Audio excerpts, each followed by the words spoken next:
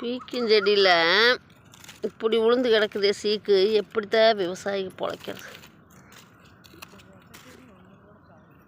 அது அந்த மருந்து காயாதுமா, கொத்தித்தான் விடணும். வேறு இந்த தலை பூரா கழித்து விட்டுட்ருக்குறோம்.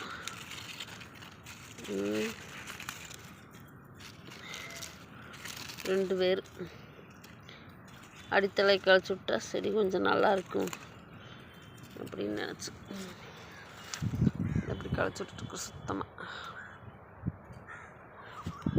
இந்த இப்படி சீக்கு விழுந்துருச்சு அடித்தலை போட.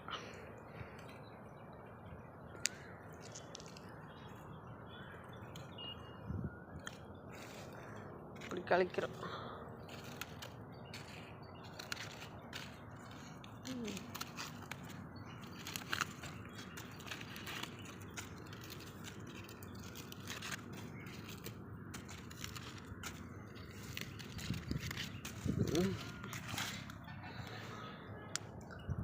இங்கே கழிச்சுட்ருக்கேன். எங்கள் அம்மா கழிக்குது வேறு.